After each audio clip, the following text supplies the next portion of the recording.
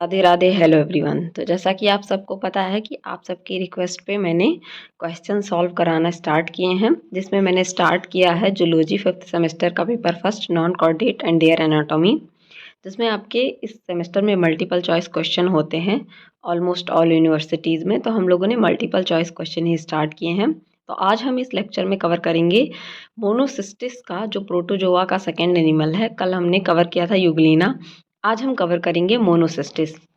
Monocystis में जो भी इसके टॉप क्वेश्चन है, जहाँ से क्वेश्चन बन सकते हैं, उसको मैंने लिया है, इसमें आज हम कवर करेंगे। तो चलिए स्टार्ट करते हैं। लेकिन अगर उससे पहले आप चैनल पे नए हैं तो प्लीज़ चैनल को लाइक शेयर सब्सक्राइब कीजिए।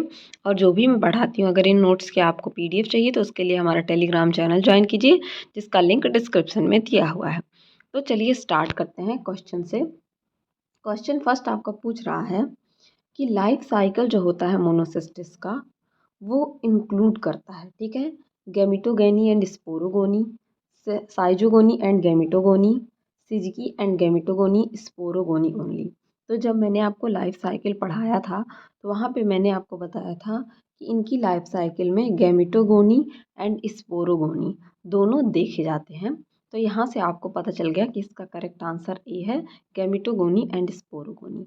मूव करते हैं नेक्स्ट क्वेश्चन की तरफ। तो नेक्स्ट क्वेश्चन में पूछा जा रहा है कि Monocystis belongs to the order.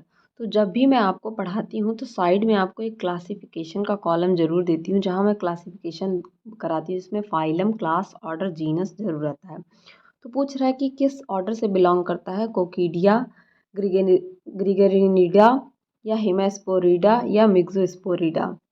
ठीक है, तो इसका करेक्ट आंसर हो जाएगा सेकंड का बी, ग्रिगेरिनिडा। ठीक है, ग्रिगनेरिया स्पीसीज इस जो है ये ऑर्डर से बिलोंग करता है। थर्ड क्वेश्चन में पूछा जा रहा है कि मोनोसिस्टिस का जो ट्रोफोजाइट है वो किस में पाया जाता है। जो मोनोसिस्टिस का ट्रोफोजाइट है वो किस में पाया जाता है। पहला, seminal vesicle of earthworm, seminal vesicle of cockroach, both यानी कि इन दोनों में, या नन इनमें से कोई नहीं।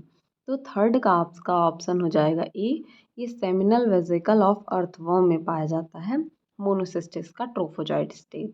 इसके लिए ये सब चीज़ें, अगर आपको ट्रोफोजाइट, स्पोरोगोनी, सेजोगोनी, ये सारी चीज़ें समझ में नहीं आ रही हैं तो इसके लिए आपको इनके लेक्चर्स देखने की ज़रूरत है, जो ऑलरेडी प्रोवाइडेड है। प्लेलिस्ट में आप जाकर देखेंगे, BSc fifth semester paper second नाम से करके प्लेलिस्ट होगा, वहाँ से आप जाके देख सकते हैं।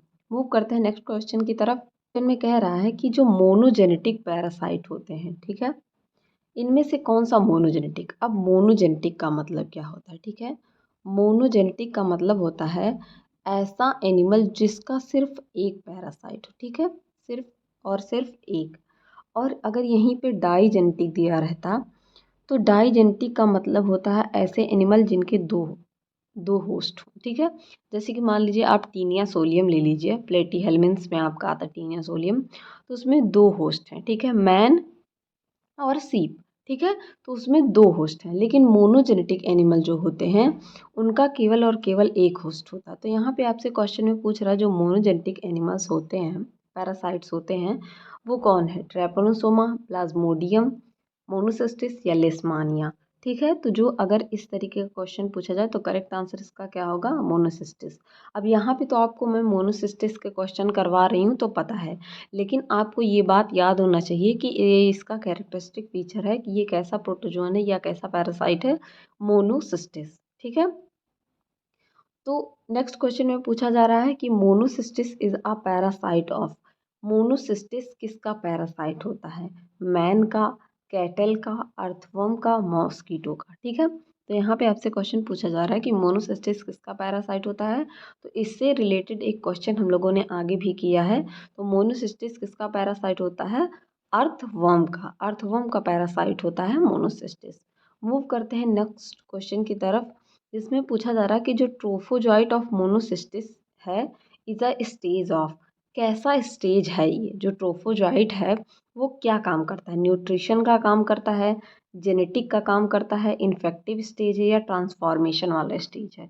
तो इसका करेक्ट आंसर हो जाएगा न्यूट्रिटिव। ठीक है, ये कैसा काम करता है, ट्रोफोजॉइट न्यूट्रिशन देने का काम करता है। तो आज के लेक्चर में बस इतने ही 6 क्वेश्चन, टॉप मोस्ट 6 क्वेश्चन जो थे, इनके मैंने आपको ऑलरेडी आंसर्स भी प्रोवाइड कर दिए हैं नीचे, यहाँ से आप आंसर्स भी देख सकते हैं। तो आज के लेक्चर में बस इतना ही।